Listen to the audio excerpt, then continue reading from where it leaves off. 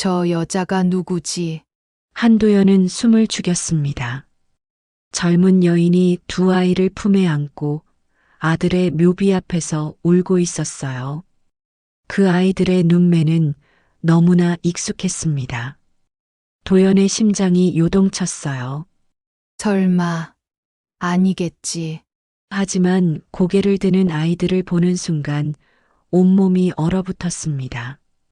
2년 전 교통사고로 떠난 아들 태호.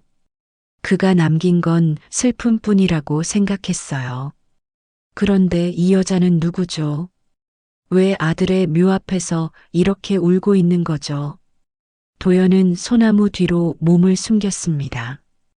가슴속에서 무언가가 꿈틀거렸어요. 두려움일까요? 아니면 희망일까요? 그리고 그녀는 아직 몰랐습니다. 이 우연한 만남이 2년 전 그날 밤 감춰진 진실의 문을 여는 열쇠가 될 거라는 것을. 안녕하세요. 오늘도 행복한 감동 이야기에 와주신 여러분 감사합니다. 사연 시작하기 전에 구독과 좋아요 부탁드립니다. 묘지 입구 철문을 밀고 들어서는 순간 낙엽이 발등을 스쳤습니다. 도연은 걸음을 멈추고 잠시 하늘을 올려다봤어요. 회색빛 구름이 낮게 깔린 하늘은 금방이라도 눈을 뿌릴 것 같았습니다. 2024년 11월 중순, 첫눈이 내리기 직전의 공기는 유난히 차가웠어요. 서울 근교 공동묘지는 평일 오후라서 조용했습니다. 도연의 구두 소리만이 자갈길 위에서 규칙적으로 울렸어요. 62살의 그는 회색 캐시미어 코트 깃을 세우고 묘역 안쪽으로 걸어갔습니다. 손에는 하얀 국화 한 다발이 들려 있었어요. 2년. 어느덧 아들이 떠난 지 2년이 흘렀습니다. 도연의 발걸음이 특정 구역 앞에서 멈췄어요.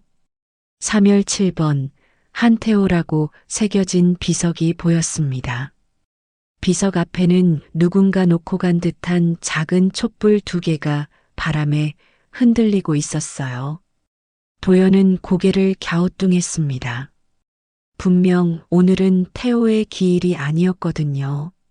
무릎을 꿇고 앉아 국화를 비석 옆에 조심스럽게 놓으면서 도연은 아들의 사진을 들여다봤습니다.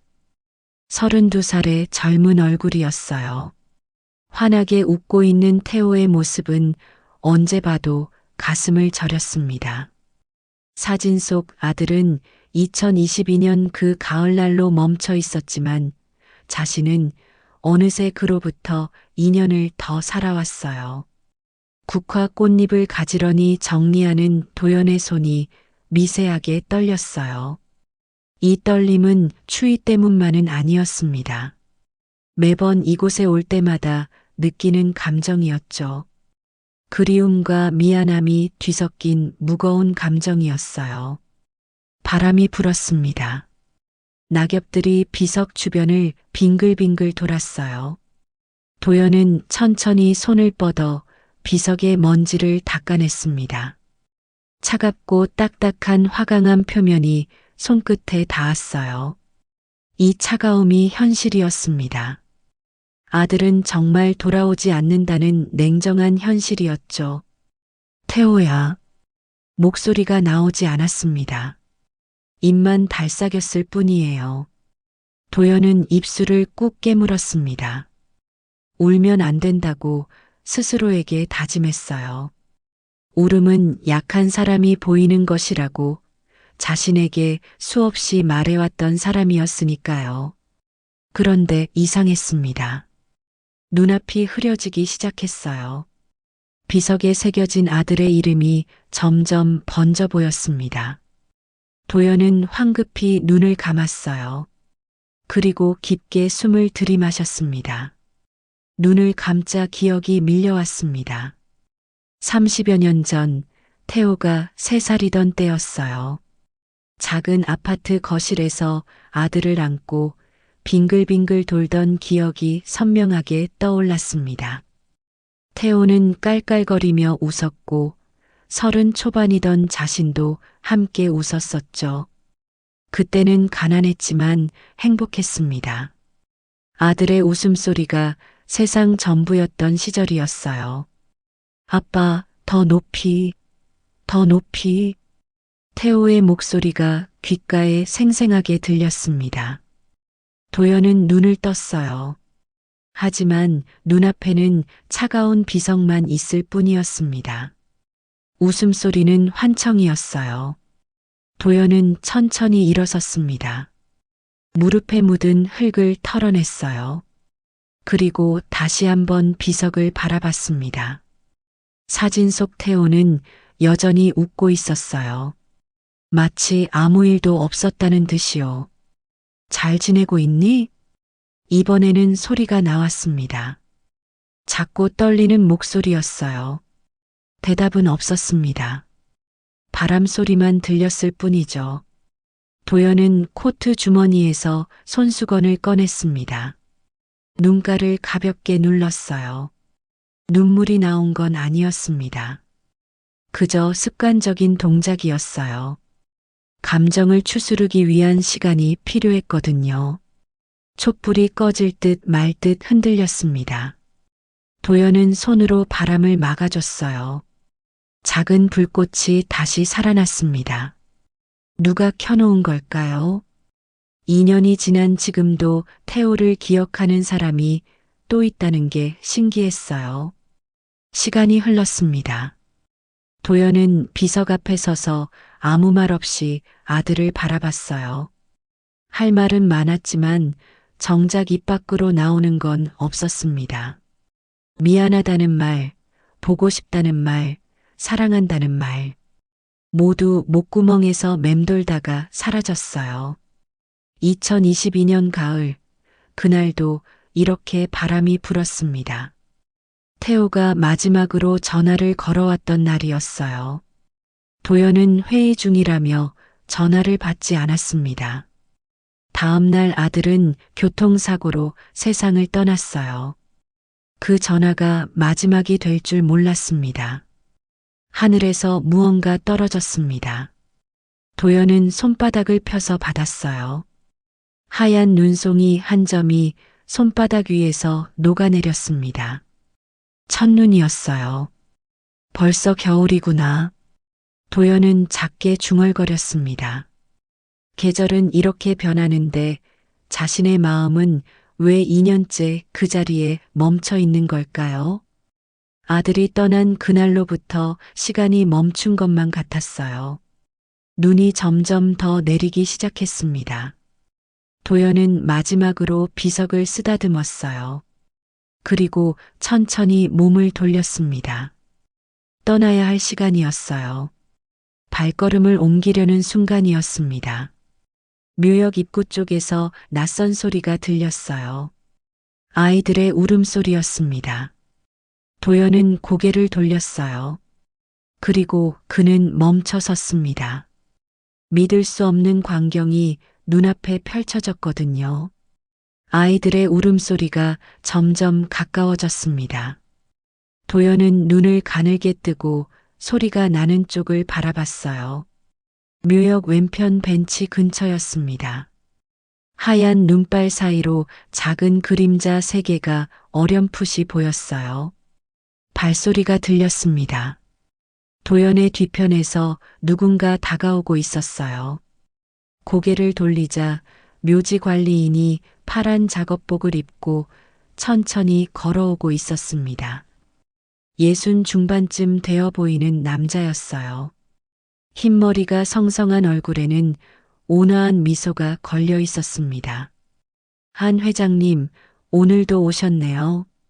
관리인은 익숙한 목소리로 인사를 건넸습니다. 도연은 고개를 살짝 끄덕였어요. 이곳에 2년 동안 꾸준히 다니다 보니 관리인과도 낯이 익었습니다. 이름은 몰랐지만요. 네, 그냥 들렀습니다. 도연의 대답은 짧았습니다. 더 이상 말을 섞고 싶지 않았어요. 하지만 관리인은 도연의 옆에 섰습니다. 그리고 저 멀리 벤치 쪽을 바라봤어요. 저기 보이시죠? 젊은 아가씨가 아이들 데리고 왔더라고요. 관리인의 말에 도연의 시선이 다시 벤치 쪽으로 향했습니다. 눈발이 조금 잦아들면서 형체가 더 선명하게 보였어요. 젊은 여자 한 명이 두 아이를 양옆에 안고 있었습니다. 아이들은 울음을 멈추지 않았어요. 참 예쁜 아이들이더라고요. 쌍둥이 같던데. 관리인은 나지막하게 말했습니다. 도연은 아무 대답도 하지 않았어요. 그저 멍하니 그 광경을 바라볼 뿐이었습니다. 근데 말이죠. 관리인이 조심스럽게 말을 이었습니다. 도연 쪽으로 고개를 돌리면서요. 혹시 저 아이들이 회장님 아드님과 연관이 있나요? 도연의 숨이 멎었습니다. 심장이 쿵 하고 내려앉는 느낌이었어요. 관리인의 질문이 귓속에서 맴돌았습니다. 연관이라니. 무슨 연관을 말하는 걸까요? 무슨 말씀이십니까? 도연의 목소리가 평소보다 낮게 깔렸습니다. 관리인은 손사래를 쳤어요. 아, 그냥요. 저 아가씨가 몇 달 전부터 아이들 데리고 가끔 여기 오거든요. 항상 한 도련님 묘 앞에 앉아 있더라고요. 도연의 눈이 커졌습니다. 몇 달 전부터라고요. 그는 황급히 태호의 비석을 돌아봤어요. 아까 봤던 촛불 두 개가 새삼 다르게 느껴졌습니다. 그 아가씨가 저 촛불을 켜놓은 겁니까? 네, 맞아요. 올 때마다 촛불을 켜놓더라고요. 아이들도 조용히 앉아서 기다리고요. 관리인의 설명에 도연의 머릿속이 복잡해졌습니다. 태호를 아는 사람이라는 건가요? 아니면 단순히 묘지를 찾는 사람일 뿐인가요? 그런데 왜 하필 태호의 묘 앞에요? 저 아이들 나이가 어떻게 되던가요? 도연이 물었습니다. 자신도 모르게 나온 질문이었어요. 관리인은 턱을 쓰다듬으며 생각했습니다. 글쎄요, 두세 살쯤 되지 않았을까요? 아직 어리더라고요. 걸음마도 잘 못하고. 두세 살? 도연의 가슴이 두근거리기 시작했습니다. 태호가 세상을 떠난 게 2년 전이었어요. 2022년 가을이었죠.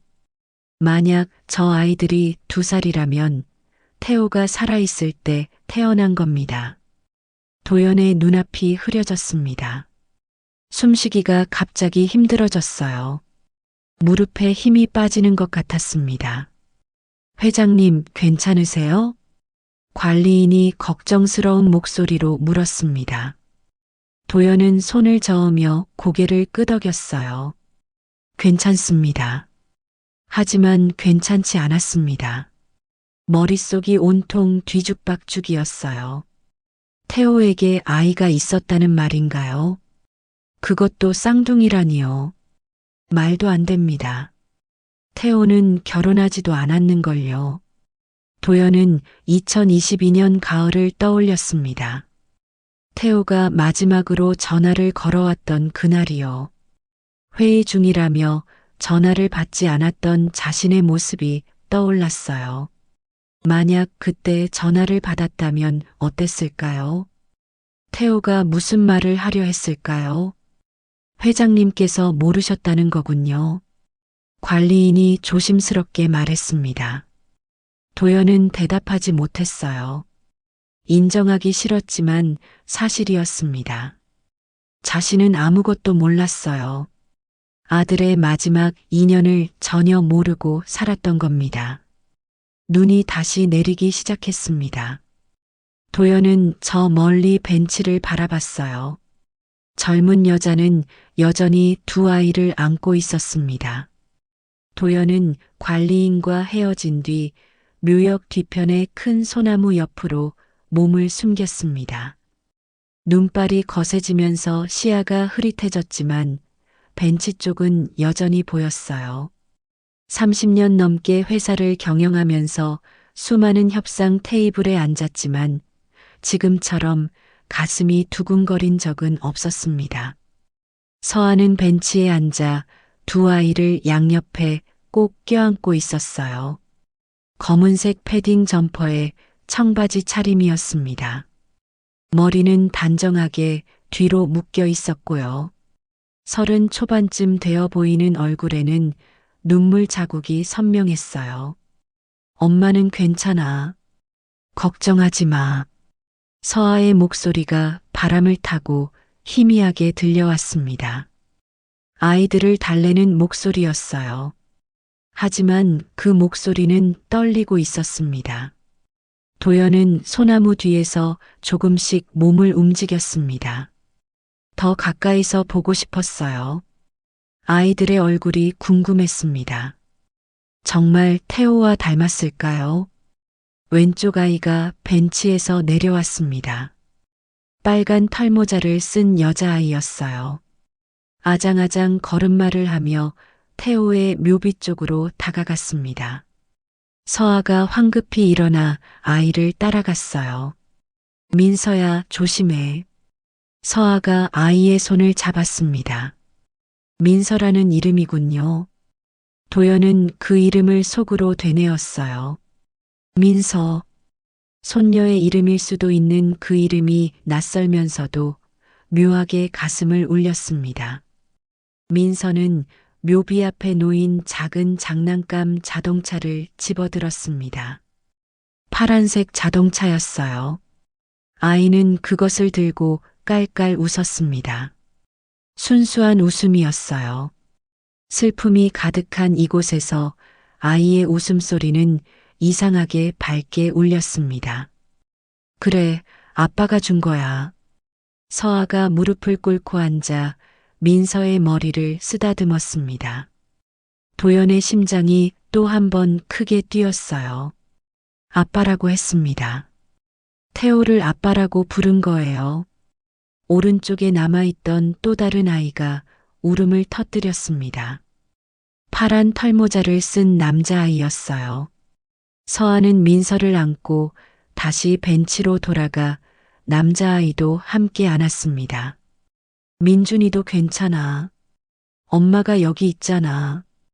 민서와 민준. 쌍둥이의 이름이었습니다. 도연은 그 이름들을 마음속에 새겼어요. 입술을 꾹 깨물었습니다. 감정이 복받쳐 올랐거든요. 서아는 두 아이를 품에 안은 채 태호의 묘비를 바라봤습니다. 눈물이 뺨을 타고 흘러내렸어요.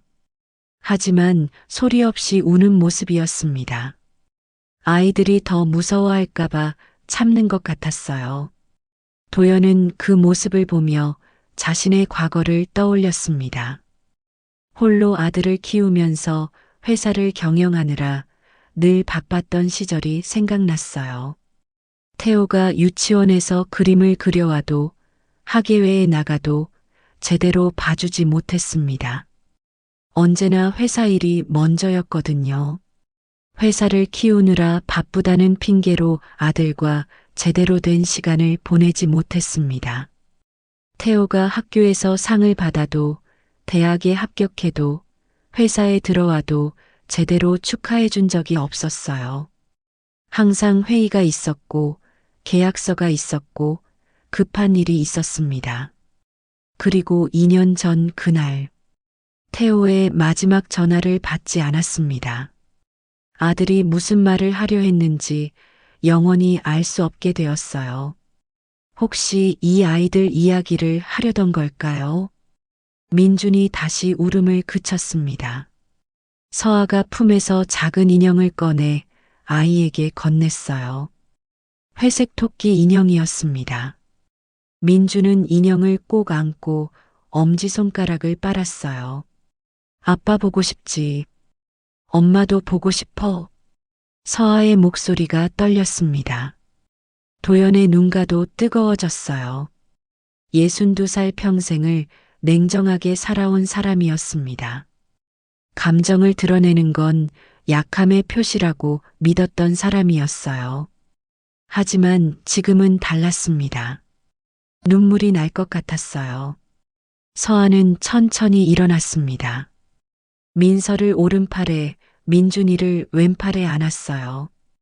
두 아이는 제법 무거워 보였지만 서아는 흔들림 없이 걸었습니다. 태호의 묘비 앞으로 다가갔어요. 오늘도 왔어. 애들이 보고 싶대. 서아가 묘비를 향해 작게 속삭였습니다. 도연은 숨을 죽였어요. 더 가까이 가고 싶었지만 발이 떨어지지 않았습니다. 우리 잘 살고 있어. 걱정하지 마. 서아의 말에 도연의 가슴이 미어졌습니다.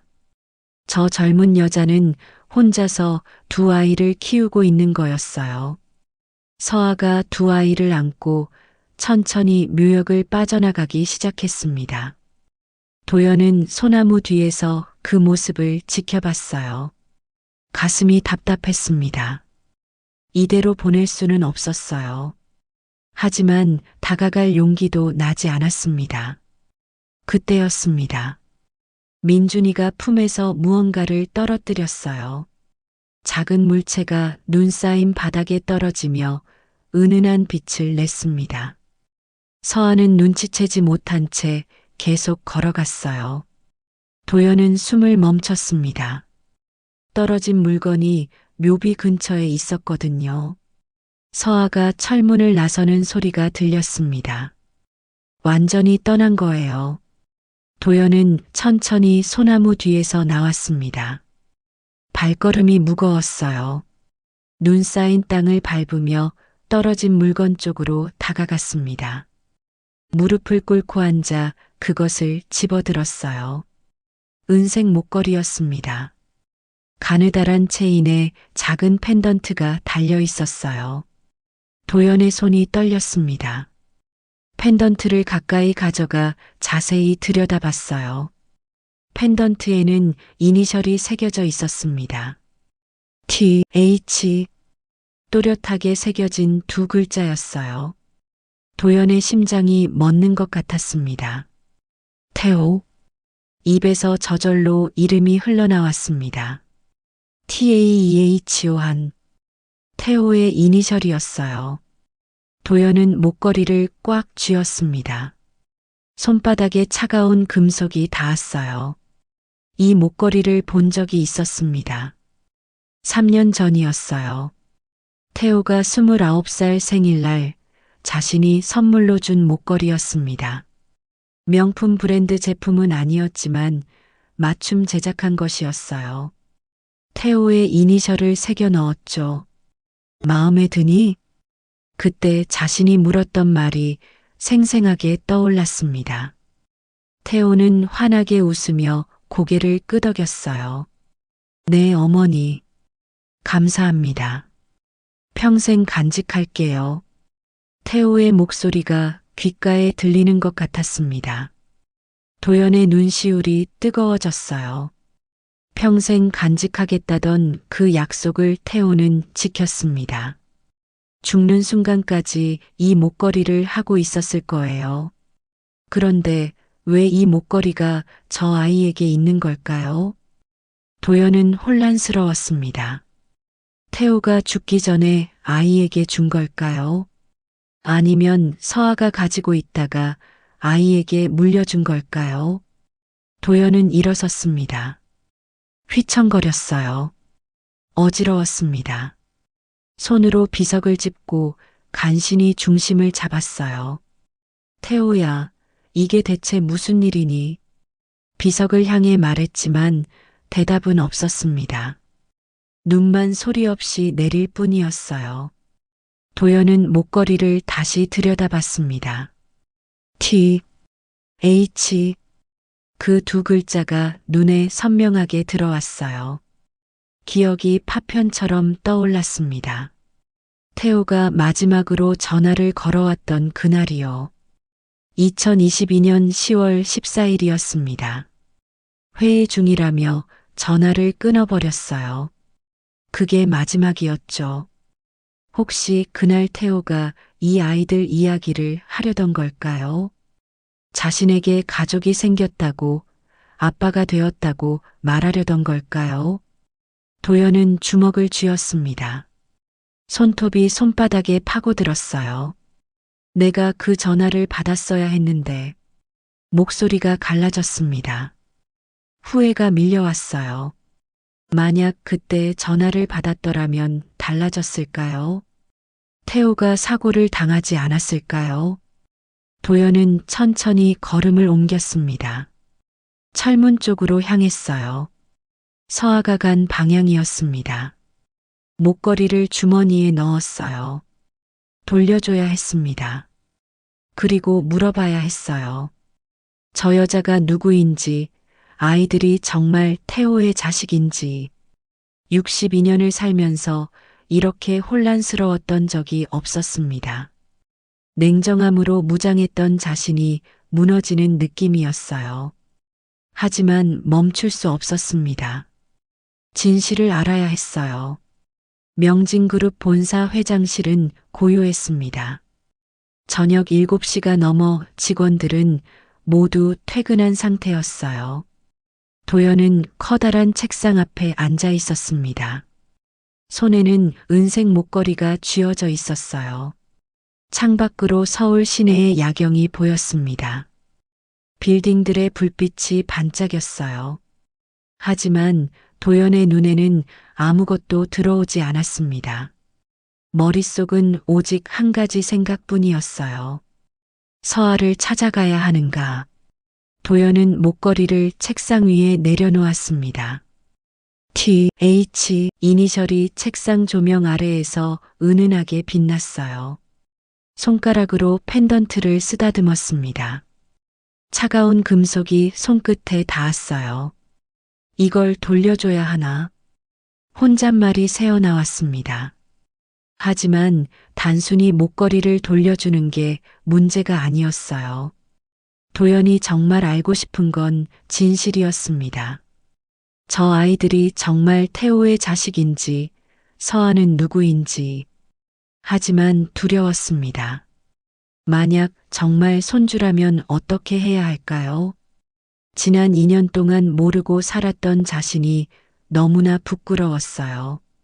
명진그룹 회장이라는 이름 뒤에서, 냉정한 경영자라는 가면 뒤에서 아들의 삶을 전혀 몰랐던 겁니다. 도연은 책상 서랍을 열었습니다. 태호의 사진이 몇 장 들어 있었어요. 꺼내서 하나씩 들여다봤습니다. 대학 졸업식 사진, 회사 입사 첫날 사진, 해외 출장 갔을 때 사진. 모두 밝게 웃고 있는 태호의 모습이었어요. 넌 나한테 왜 말하지 않았니? 사진을 향해 물었지만 대답은 없었습니다. 도연은 사진을 다시 서랍에 넣었어요. 가슴이 답답했습니다. 인터폰을 눌렀습니다. 비서실로 연결되는 버튼이었어요. 잠시 후 박기성의 목소리가 들려왔습니다. 회장님, 아직 안 가셨습니까? 박 비서, 잠깐 올라오게. 네, 바로 가겠습니다. 3분쯤 지나자 노크 소리가 들렸습니다. 도연이 대답하자 문이 열리고 박기성이 들어왔어요.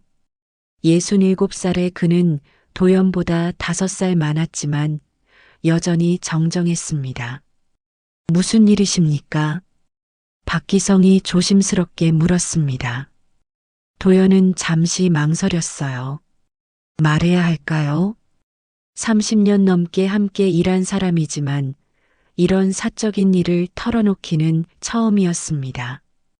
윤서아라는 사람을 아나? 도연이 물었습니다. 박기성은 고개를 저었어요. 처음 듣는 이름인데요. 누구십니까? 알아봐 주게. 30 정도 되는 여자일 거야. 간호사 출신일 가능성이 높아. 박기성의 눈빛이 날카로워졌습니다. 회장이 누군가를 찾는다는 건 보통 일이 아니었어요. 무슨 일 때문에 찾으시는지 여쭤봐도 될까요? 태호와 관련이 있을 것 같네. 도연의 말에 박기성의 표정이 굳었습니다. 태호라는 이름이 나오자 분위기가 무거워졌어요. 알겠습니다. 내일 아침까지 알아보겠습니다. 박기성이 물러나려 하자 도연이 다시 불렀습니다. 박비서, 네, 회장님. 병원 기록도 찾아보게. 2년 전쯤 출산 기록 있는지. 박기성은 잠시 멈칫했습니다. 출산 기록이라니요. 뭔가 심상치 않은 일임을 직감했어요. 하지만 더 묻지 않았습니다. 알겠습니다. 박기성이 나가고 혼자 남았습니다. 도연은 다시 목걸이를 집어들었어요. 손에 쥐고 꽉 쥐었습니다. 손바닥에 펜던트가 파고들었어요. 과연 이게 옳은 일일까요? 남의 사생활을 캐는 게 맞는 걸까요? 하지만 이건 남이 아니었습니다. 태호의 일이었고 어쩌면 자신의 손주일 수도 있는 아이들의 일이었어요. 다음 날 아침 8시 도연은 평소보다 일찍 회장실에 도착했습니다. 밤새 잠을 제대로 이루지 못했어요. 눈 밑에 다크서클이 짙게 드리워져 있었습니다. 책상 위에는 두꺼운 파일이 놓여 있었습니다. 박기성이 먼저 와서 놓고 간 거예요. 도연은 파일을 집어들었습니다. 손이 미세하게 떨렸어요. 파일을 펼쳤습니다. 첫 장에는 윤서아의 기본 정보가 적혀 있었어요. 이름, 나이, 주소. 서울시 강동구 천호동 소재 빌라 3층. 31살. 간호사 출신 맞았습니다. 다음 장에는 병원 근무 기록이 있었습니다. 서아는 2018년부터 2022년까지 서울대학교 병원 소아과에서 근무했어요. 그리고 2022년 9월 15일 퇴사했습니다. 도연의 눈이 그 날짜에 멈췄어요. 태호가 사망한 날은 2022년 10월 15일이었습니다. 서아가 퇴사한 건 그보다 한 달 전이었어요. 우연일까요? 파일을 넘겼습니다. 출산 기록이 나왔습니다. 2022년 8월 3일 서울대학교 병원 산부인과 윤서아 쌍둥이 출산. 남아 1명, 여아 1명. 도연의 심장이 쿵 하고 내려앉았어요. 날짜 계산이 맞았습니다. 아이들이 지금 2살이라면 2022년 8월 출생이 맞아요. 태호가 죽기 2달 전이었습니다. 태호는 아이들이 태어난 걸 알고 있었던 거예요. 노크 소리가 들렸습니다. 박기성이 들어왔어요. 평소보다 표정이 어두웠습니다. 회장님, 확인하셨습니까? 그래. 고생했네. 도연이 파일을 내려놓으며 말했습니다. 박기성은 망설이는 듯 입을 열었어요. 회장님, 한 가지 더 발견한 게 있습니다. 뭔가 격리부에서 이상한 서류를 발견했습니다. 태호 전무님 사고 당시 보험 관련 서류인데요. 도연의 눈빛이 날카로워졌습니다. 박기성이 다른 파일을 꺼내 책상 위에 놓았어요. 원래 태호 전무님은 회사 임원보험에 가입되어 있었습니다. 수익자는 회장님이셨고요. 그걸 내가 모르겠나? 그런데 사고 일주일 전에 수익자가 변경되었습니다. 도연의 손이 멈췄습니다. 박기성이 조심스럽게 말을 이었어요. 윤서아로요. 침묵이 흘렀습니다.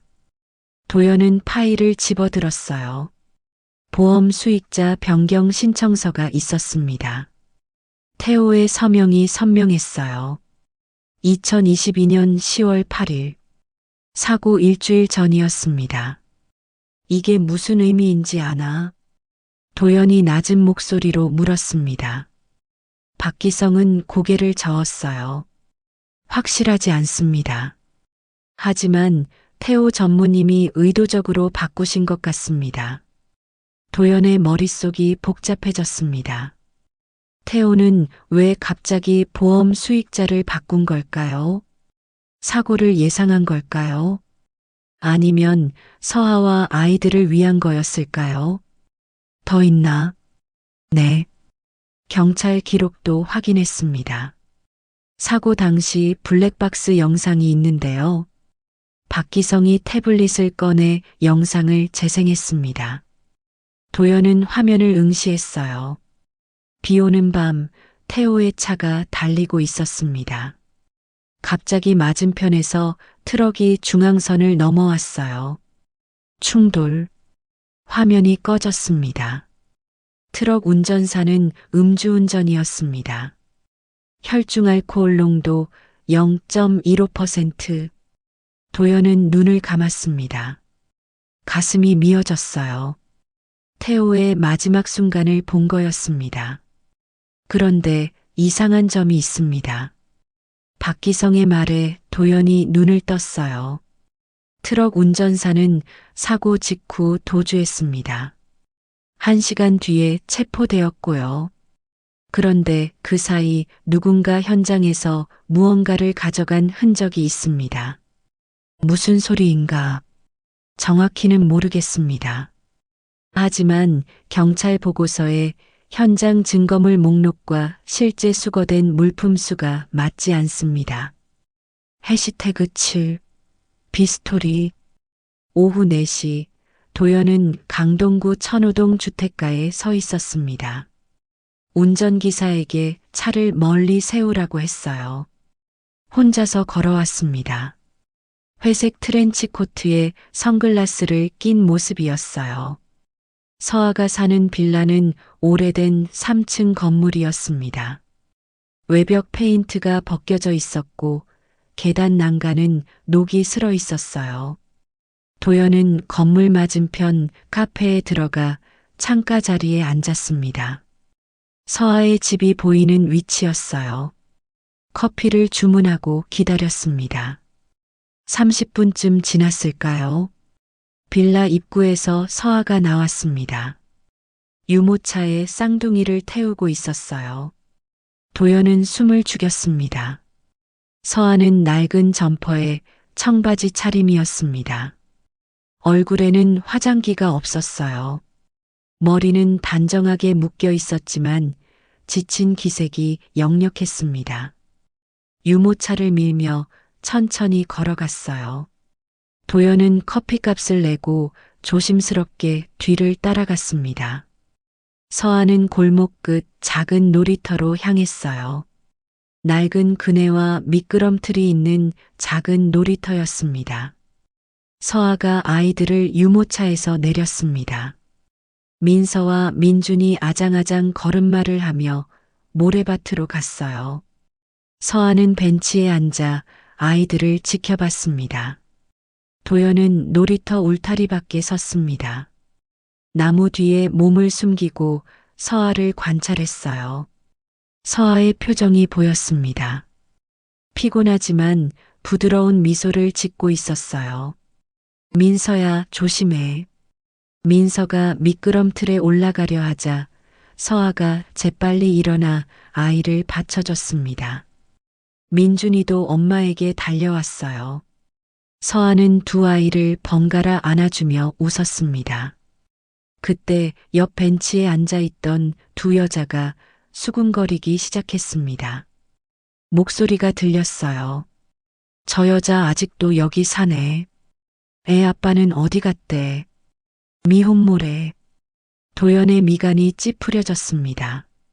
서아는 그 소리를 듣지 못한 척했어요. 하지만 어깨가 약간 움츠러드는 게 보였습니다. 혼자 애 둘을 어떻게 키워? 저것들 컸을 때 엄마 원망하겠지. 여자들의 말이 계속되었습니다. 도연의 손이 주먹을 쥐었어요. 가슴이 답답했습니다. 서아는 아무 말 없이 민준이를 안아 올렸습니다. 아이 얼굴에 뽀뽀를 해줬어요. 1시간쯤 지났을까요? 서아가 아이들을 데리고 놀이터를 나왔습니다. 다시 유모차에 태웠어요. 하지만 집으로 가지 않았습니다. 근처 슈퍼마켓으로 향했어요. 도연은 계속 따라갔습니다. 서아는 슈퍼마켓에서 장을 봤어요. 우유, 기저귀, 이유식. 카트에 담긴 물건들은 모두 아이들을 위한 것이었습니다. 자신을 위한 건 하나도 없었어요. 계산대에서 서아가 지갑을 꺼냈습니다. 낡은 지갑이었어요. 카드를 꺼내 계산하려는데 직원이 고개를 저었습니다. 카드가 안 되는 모양이었어요. 서아의 얼굴이 붉어졌습니다. 당황한 표정으로 다른 카드를 꺼냈어요. 그것도 안 됐습니다. 결국 현금을 꺼내 계산했어요. 지갑에 남은 돈은 얼마 없어 보였습니다. 도연은 그 모습을 지켜보며 가슴이 아팠습니다. 31살의 젊은 여자가 혼자서 두 아이를 키우는 게 얼마나 힘든 일인지 보였어요. 경제적 어려움, 주변의 편견, 외로움.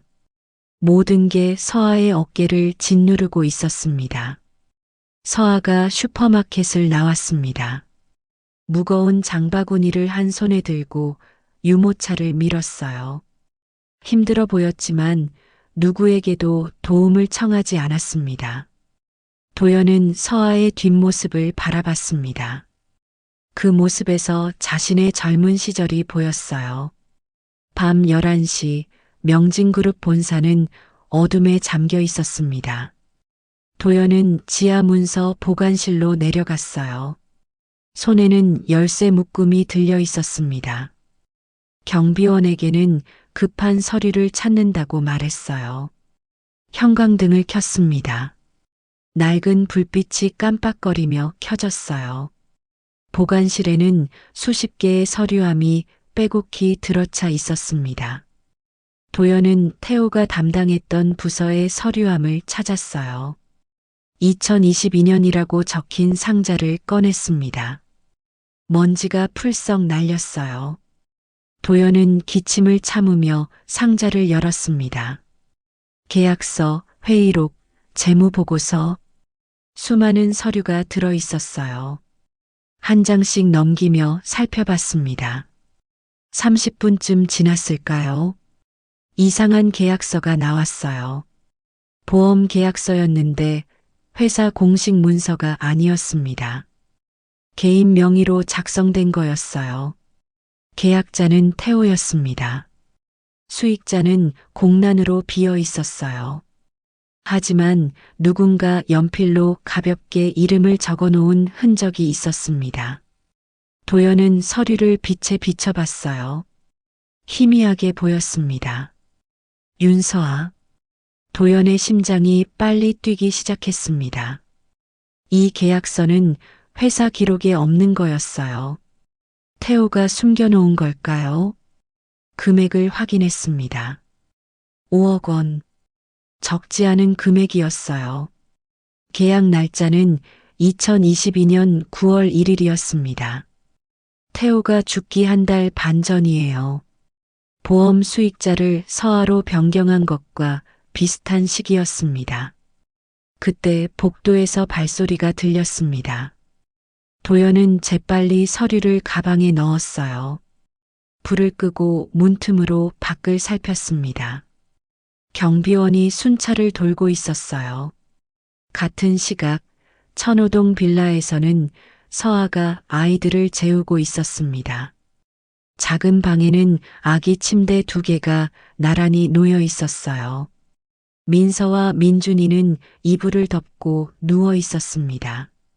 엄마, 자장가 불러줘. 민서가 졸린 목소리로 말했습니다. 서아는 아이 옆에 앉아 머리를 쓰다듬었어요. 그럼 아빠 이야기 들려줄까? 서아의 목소리가 부드러웠습니다. 민준이도 눈을 반짝이며 엄마를 바라봤어요.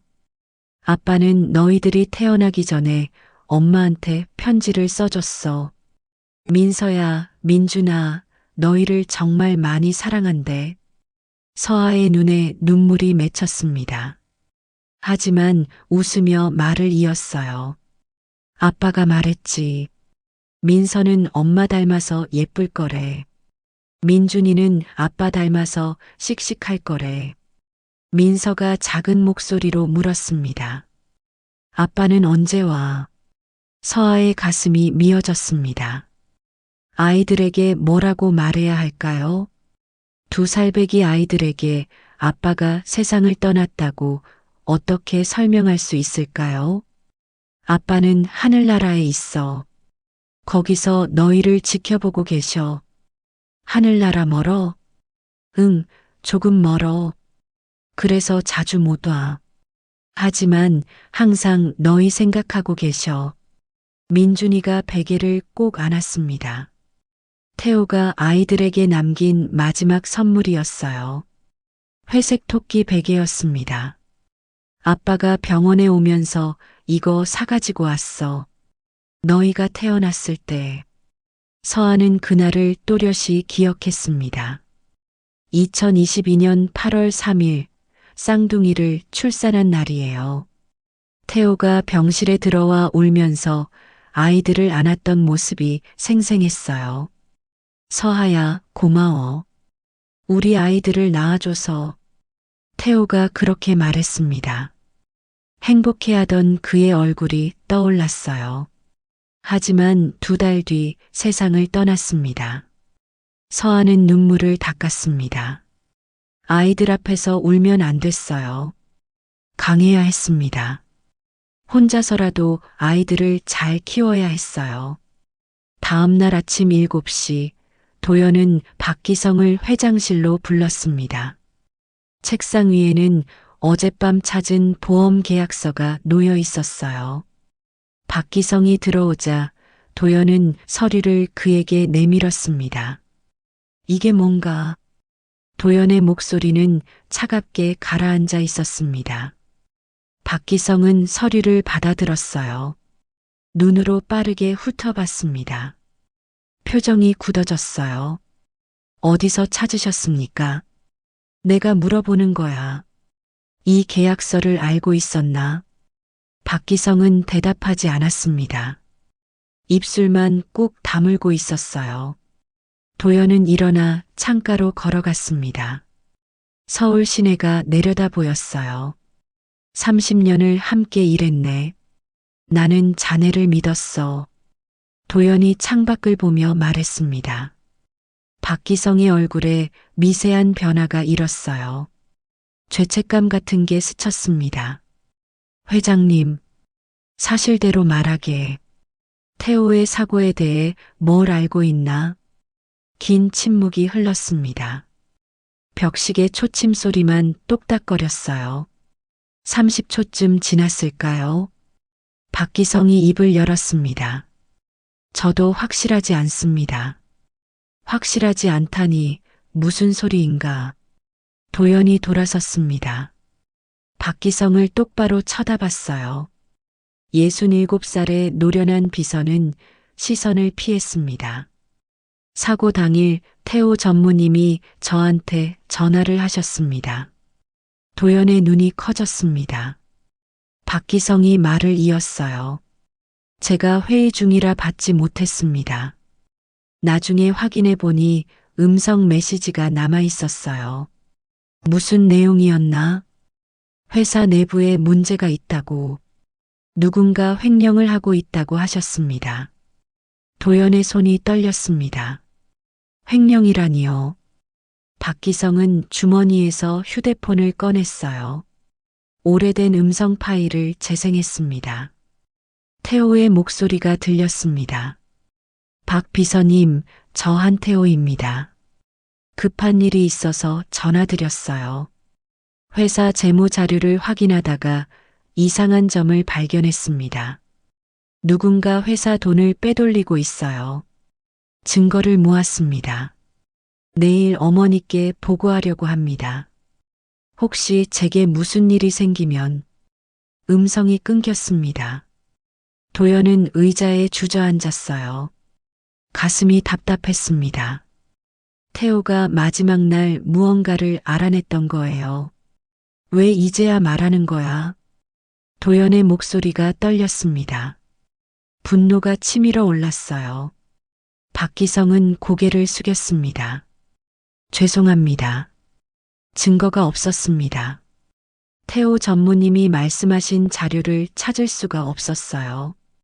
사고 현장에서 누군가 가져갔다고 했잖나. 박기성이 고개를 끄덕였습니다. 도연은 책상을 쳤어요. 쿵 소리가 방 안에 울렸습니다. 그럼 태호는 죽임을 당한 거 아닌가? 말이 나오자 현실이 되었습니다. 도연의 눈에 눈물이 맺혔어요. 분노와 슬픔이 뒤섞였습니다. 아들이 단순 교통사고로 죽은 게 아니었어요. 누군가 의도적으로 죽인 거였습니다. 누가 그런 짓을 한 거야? 모르겠습니다. 하지만 회사 고위층일 가능성이 높습니다. 도연의 머릿속이 복잡해졌습니다. 명진그룹 임원진은 10명이었어요. 그중 누가 배신자일까요? 30년을 함께 일한 사람들이었습니다. 윤서아는 이 사실을 알고 있을까? 도연이 물었습니다. 박기성은 고개를 저었어요. 아마 모를 겁니다. 태호 전무님이 말씀하지 않으셨을 거예요. 도연은 창밖을 다시 바라봤습니다. 해가 떠오르고 있었어요. 하지만 도연의 마음은 어둠에 잠겨 있었습니다. 아들을 잃은 슬픔 위에 배신의 분노가 더해졌어요. 무력감이 밀려왔습니다. 2년이 지난 지금 과연 진실을 밝힐 수 있을까요? 증거도 없고 범인도 모르는 상황이었습니다. 사흘 뒤 저녁 6시 서아는 집 앞 계단에 서 있었습니다.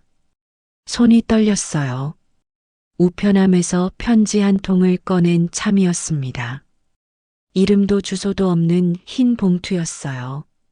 봉투를 뜯었습니다. 안에는 사진 3장이 들어 있었어요. 서아의 얼굴이 하얗게 질렸습니다. 사진 속에는 자신과 아이들이 찍혀 있었어요. 놀이터에서 노는 모습, 슈퍼마켓에서 장 보는 모습, 묘지에 가는 모습, 누군가 자신을 감시하고 있었던 겁니다. 서아는 뒤를 돌아봤어요. 골목은 조용했습니다. 하지만 누군가 지켜보고 있는 것 같았어요. 사진 뒷면에 글씨가 적혀 있었습니다. 컴퓨터로 출력한 글자였어요. 조용히 지내라. 아이들을 생각해서. 서아는 편지를 움켜쥐었습니다. 손에 힘이 들어갔어요. 협박이었습니다. 누가 왜 이런 짓을 하는 걸까요? 집으로 들어가 문을 잠갔습니다. 아이들은 거실에서 블록을 쌓으며 놀고 있었어요. 천진난만한 모습이었습니다. 서아는 아이들을 보며 가슴이 철렁 내려앉았어요. 핸드폰이 울렸습니다. 모르는 번호였어요. 서아는 망설이다가 전화를 받았습니다. 여보세요. 윤서아 씨죠? 낯선 남자 목소리였습니다. 중년 남자 같았어요. 목소리는 차갑고 낮았습니다. 누구세요? 편지 받았습니까? 서아의 심장이 빨리 뛰기 시작했습니다. 이 사람이 편지를 보낸 거였어요. 무슨 목적이세요? 간단합니다. 한태호에 대해 아무것도 모른 척 하세요. 누가 물어봐도 모른다고 하시고. 왜 그래야 하는데요?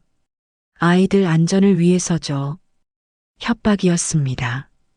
서아는 손을 떨며 아이들을 바라봤어요. 민서와 민준이는 여전히 블록을 쌓고 있었습니다. 경찰에 신고할 거예요. 그러시면 후회하실 겁니다. 전화가 끊겼습니다. 서아는 주저앉았어요. 무릎에 힘이 풀렸습니다. 두려웠습니다. 아이들을 지켜야 하는데 어떻게 해야 할지 몰랐어요. 같은 시각 명진그룹 회장실에서는 긴급 회의가 열리고 있었습니다. 도연과 박기성 그리고 법무팀 변호사 한 명이 모여 있었어요. 회장님의 움직임을 누군가 주시하고 있습니다. 변호사가 조심스럽게 말했습니다. 도연은 팔짱을 꼈어요. 어떻게 아나? 오늘 오전 회사 서버에 해킹 시도가 있었습니다. 태호 전무님 관련 파일을 찾으려던 것 같습니다. 도연의 표정이 굳었습니다. 범인이 움직이고 있었어요. 자신의 조사를 눈치챈 거였습니다. 보안을 강화하게 이미 조치했습니다. 하지만 회장님, 상대가 내부 사람일 가능성이 높습니다. 도연은 창밖을 바라봤습니다. 어둠이 내리고 있었어요. 누군가 그림자 속에서 자신을 노리고 있었습니다. 윤서아를 보호해야 해. 도연이 말했습니다. 박기성이 고개를 끄덕였어요. 경호원을 배치하겠습니다. 아니야. 그러면 더 눈에 띄어. 내가 직접 가겠네. 박기성과 변호사가 놀란 표정을 지었습니다.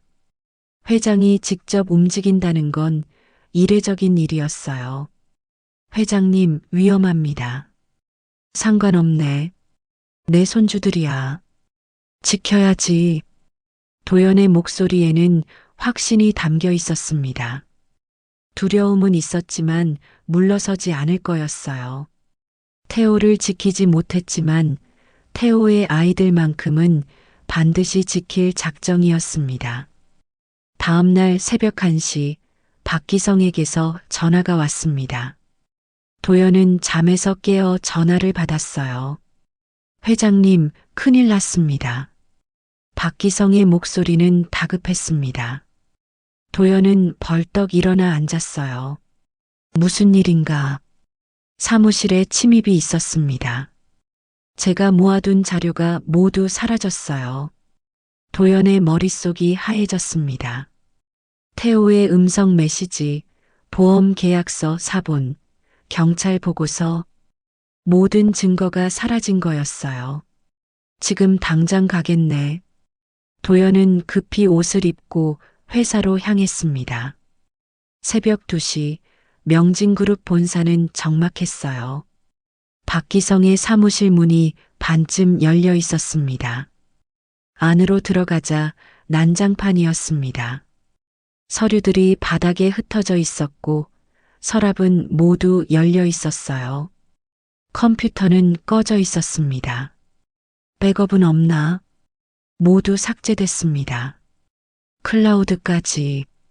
도연은 바닥에 흩어진 서류를 집어들었습니다. 하지만 중요한 건 하나도 없었어요. 범인은 정확히 뭘 가져가야 할지 알고 있었습니다. 내부 사람이 틀림없어.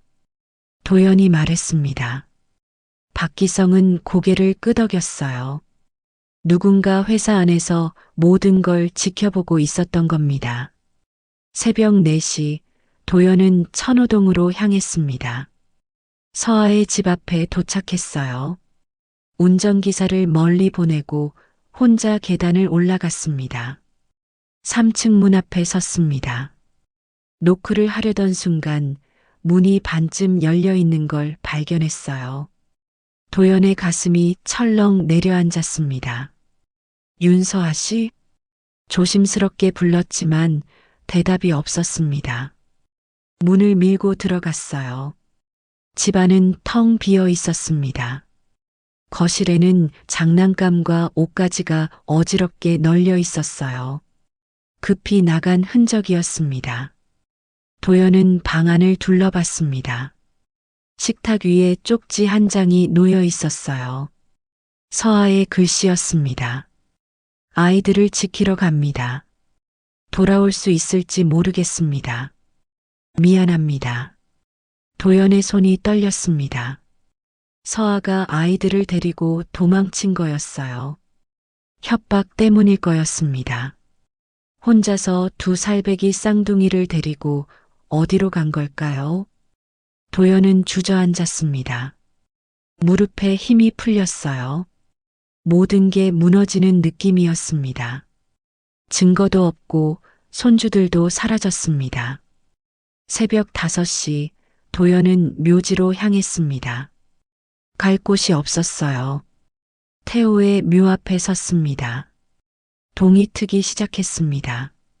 하늘이 조금씩 밝아지고 있었어요. 태호야, 엄마가 미안하구나. 목소리가 떨렸습니다. 눈물이 흘러내렸어요. 62년을 살면서 이렇게 무력하게 느껴본 적이 없었습니다. 내가 나한테 마지막으로 전화했을 때 받았어야 했는데, 그랬으면 달라졌을까? 후회가 밀려왔습니다. 만약 그날 전화를 받았다면 태호는 살아 있었을까요? 아이들과 서아도 안전했을까요? 같은 시각, 어딘가의 모텔방에서 서아는 잠든 아이들을 바라보고 있었습니다. 민서와 민준이는 작은 침대에 나란히 누워 있었어요. 평화로운 얼굴이었습니다. 서아는 창문 밖을 봤습니다. 어둠이 아직 가시지 않았어요. 어디로 가야 할지 몰랐습니다. 돈도 얼마 없었고 갈 곳도 없었어요. 태호야, 내가 잘못했어. 서아도 눈물을 흘렸습니다. 태호가 보고 싶었어요. 이럴 때 옆에 있어주던 사람이었습니다. 해가 떠올랐습니다. 도연은 여전히 태호의 묘 앞에 앉아 있었어요. 2시간째였습니다. 차가운 땅이 온몸을 얼렸지만 일어날 수 없었어요. 손에는 은색 목걸이가 쥐어져 있었습니다. TH 이니셜이 손바닥에 자국을 남겼어요. 도연은 목걸이를 들여다봤습니다. 태호에게 선물했던 그 목걸이였죠. 32년을 살았던 아들의 인생이 스쳐갔습니다. 도연은 눈을 감았어요. 기억이 파노라마처럼 펼쳐졌습니다. 태호가 5살이던 날이 떠올랐습니다. 유치원 학예회였어요. 태호는 토끼 역할을 맡았습니다. 무대에서 대사를 잊어버리고 울먹이던 모습이 보였어요. 하지만 도연은 그날 회의가 있다며 가지 않았습니다. 어머니, 오늘 제가 토끼했어요. 집에 돌아온 태호가 신나서 말했습니다. 도연은 피곤하다며 방으로 들어갔어요. 태호의 실망한 얼굴을 보지 못했습니다. 12살 때도 그랬습니다. 태호가 그림 대회에서 상을 받았어요. 시상식에 와달라고 부탁했지만 도연은 거래처 미팅이 있었습니다. 다음에 갈게. 항상 다음이었습니다. 하지만 다음은 오지 않았어요. 20살 태호는 대학에 합격했습니다. 경영학과였어요. 자신이 원한 과가 아니었습니다. 하지만 회사를 물려받으려면 경영을 배워야 한다고 도연이 강요했어요. 저는 건축학이 하고 싶어요. 태호가 조심스럽게 말했습니다. 도연은 단호하게 거절했어요. 넌 명진그룹을 이어받아야 해. 다른 선택은 없어. 태호는 더 이상 말하지 않았습니다. 고개를 숙이고 방으로 들어갔어요. 그날 밤 태호가 울었다는 걸 도연은 몰랐습니다. 회사에 들어온 뒤에도 마찬가지였습니다. 도연은 태호에게 더 많은 일을 시켰어요. 더 높은 목표를 요구했습니다. 아들이 아닌 후계자로만 대했어요. 넌 내 아들이야. 더 잘할 수 있어. 격려가 아니라 압박이었습니다. 태호는 점점 지쳐갔어요. 하지만 도연은 보지 못했습니다. 그리고 2022년 10월 14일 마지막 전화가 왔습니다. 회의 중이라며 받지 않았어요. 그게 마지막이 될 줄 몰랐습니다. 도연은 눈을 떴습니다. 눈물이 뺨을 타고 흘러내렸어요. 32년 동안 한 번도 제대로 안아주지 못했습니다. 사랑한다고 말하지 못했어요. 미안해, 태호야. 정말 미안해. 목소리가 떨렸습니다. 후회가 쏟아졌어요. 돌아갈 수 없는 시간이었습니다. 그런데 이제 태호의 아이들이 있었습니다. 민서와 민준이요. 도연은 생각했어요. 자신이 태호에게 해주지 못한 것들을 손주들에게 해줄 수 있지 않을까요? 하지만 그러기 위해서는 먼저 아이들을 지켜야 했습니다. 서아도 보호해야 했어요. 태호가 목숨을 걸고 지키려던 진실도 밝혀야 했습니다. 도연은 천천히 일어섰습니다. 무릎이 뻐근했어요. 하지만 마음은 이전과 달랐습니다. 죄책감은 여전했지만 그 안에서 새로운 결심이 싹트고 있었어요. 태호야, 어머니가 이번에는 제대로 할게. 비석에 손을 얹고 약속했습니다.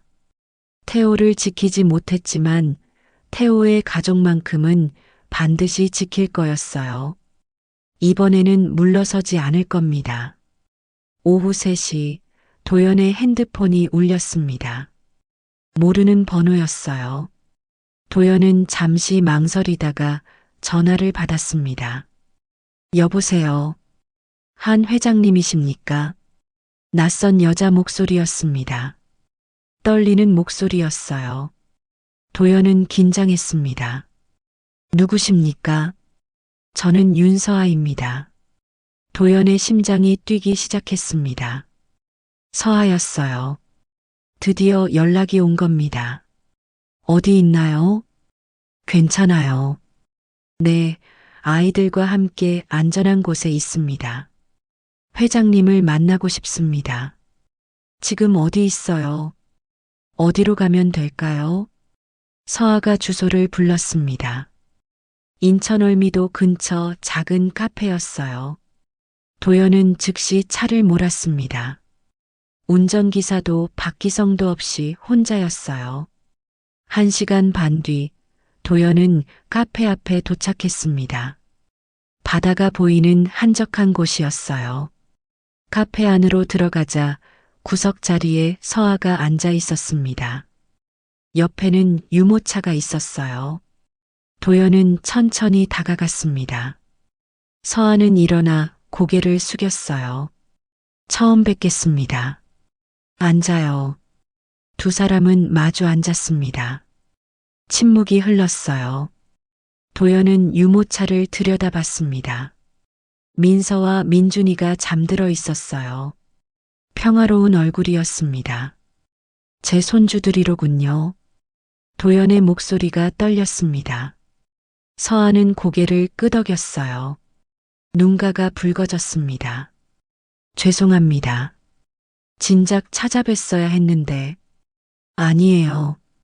제가 미안해요. 2년 동안 몰랐으니. 서아가 가방에서 두꺼운 봉투를 꺼냈습니다. 책상 위에 놓았어요. 태호 씨가 남긴 겁니다. 저한테 맡기면서 만약 자기한테 무슨 일이 생기면 회장님께 전해달라고 했어요. 도연은 봉투를 집어들었습니다. 손이 떨렸어요. 봉투를 열자 USB와 서류 몇 장이 들어 있었습니다. 이게 뭐예요? 회사 횡령 증거입니다. 태호 씨가 3개월 동안 모은 자료예요. 도연은 서류를 펼쳤습니다. 재무보고서, 계약서, 이메일 출력물. 모두 명진그룹 내부 문서였어요. 특정 임원의 이름이 반복해서 나타났습니다. 이 사람이 범인인가요? 도연이 물었습니다. 서아는 고개를 끄덕였어요. 태호 씨가 마지막으로 제게 전화했을 때 말했어요. 증거를 확보했다고, 다음날 회장님께 보고하겠다고. 도연의 눈에 눈물이 맺혔습니다. 태호는 끝까지 회사를 지키려 했던 거예요. 하지만 그것 때문에 목숨을 잃었습니다. 왜 이제야 주는 거예요? 무서웠어요. 태호 씨가 죽고 나서 협박 전화가 왔습니다. 아이들한테 해를 가한다고. 그래서 숨어 지냈어요. 서아의 목소리가 떨렸습니다. 도연은 서아의 손을 잡았어요. 이제 괜찮아요. 내가 지켜줄게요. 서아가 울음을 터뜨렸습니다. 2년 동안 참아왔던 눈물이 쏟아졌어요. USB에는 CCTV 영상도 있습니다. 사고 전날 회사에서 태호 씨를 미행하던 사람의 모습이 찍혀 있어요.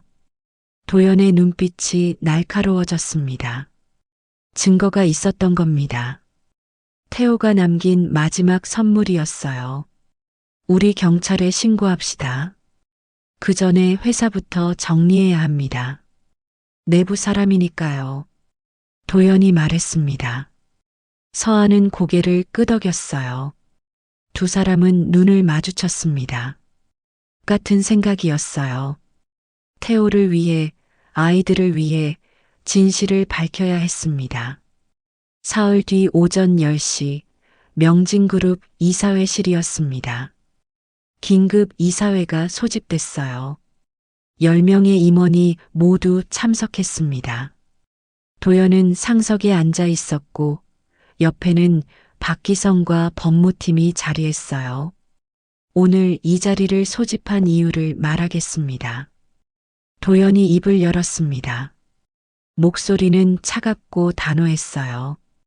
임원들은 긴장한 표정으로 도연을 바라봤습니다.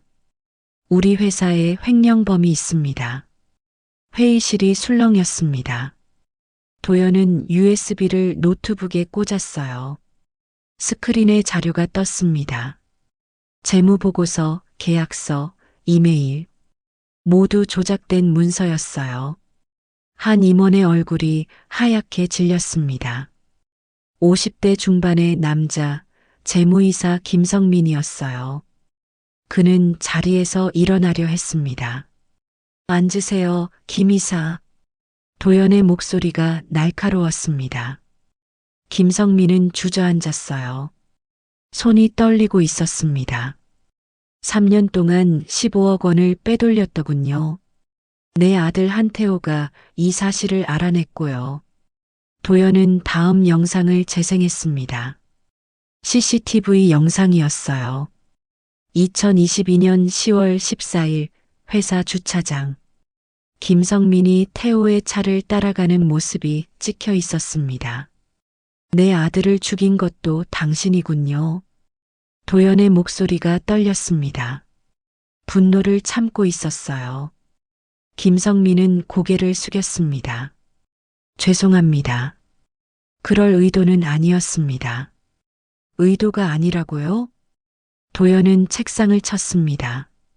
쿵 소리가 울렸어요. 임원들이 움찔했습니다. 당신이 음주운전자에게 돈을 주고 사고를 내게 했잖아요. 증거가 다 있어요. 문이 열리고 경찰이 들어왔습니다. 김성민은 체포됐어요. 수갑이 채워지는 소리가 들렸습니다. 도연은 그 모습을 지켜봤어요. 가슴이 답답했지만 동시에 후련했습니다. 오후 4시 도연은 묘지로 향했습니다. 서아와 아이들을 데리고 갔어요. 민서와 민준이는 도연의 손을 잡고 걸었습니다. 처음으로 손주들과 함께 걷는 거였어요. 태호의 묘 앞에 섰습니다. 서아는 무릎을 꿇고 앉아 묘비를 쓰다듬었어요. 태호야, 다 끝났어. 이제 편히 쉬어. 서아의 목소리가 떨렸습니다. 도연도 옆에 앉았어요. 민서가 도연의 무릎에 기댔습니다. 할머니, 아빠 사진이야. 민서가 묘비 속 사진을 가리켰습니다. 도연은 민서를 안아 올렸어요. 처음 안아보는 손녀였습니다. 작고 따뜻했어요. 그래, 아빠야. 할머니 아들이고 너희 아빠지. 민준이도 다가와 도연의 다리를 안았습니다. 도연의 눈에서 눈물이 흘러내렸어요. 후회와 미안함, 그리고 사랑이 뒤섞인 눈물이었습니다. 태호야, 어머니가 이제 제대로 할게. 내가 지키려던 아이들, 내가 책임질게. 서아가 도연의 손을 잡았습니다. 두 사람은 눈을 마주쳤어요. 말없이 서로를 이해했습니다. 태호가 사랑했던 두 사람이었으니까요. 2024년 12월 초 첫눈이 내렸습니다. 하얀 눈송이가 하늘에서 천천히 떨어져 내렸어요. 묘지는 고요했습니다. 나무들은 눈을 머금고 있었고 비석들도 하얀 눈에 덮여 있었어요. 도연은 태호의 묘 앞에 섰습니다. 하지만 이번에는 혼자가 아니었어요. 옆에는 서아가 있었고 아이들도 함께였습니다. 민서와 민준이는 노란 털모자를 쓰고 있었어요. 할머니, 눈이야. 민서가 손을 뻗어 눈송이를 잡으려 했습니다. 하지만 손바닥에 닿자마자 녹아버렸어요. 민서는 깔깔 웃었습니다. 도연도 미소를 지었어요. 민준아, 이리 와봐. 도연이 민준이를 불렀습니다. 민준이가 아장아장 걸어왔어요. 도연은 아이를 안아 올렸습니다. 이제는 자연스러웠어요. 한 달 전과는 달라진 자신이었습니다. 서아는 태호의 묘비 앞에 하얀 국화를 놓았습니다. 눈 속에서 국화가 더욱 하얗게 빛났어요. 서아는 잠시 묘비를 바라봤습니다. 태호야, 우리 잘 지내고 있어.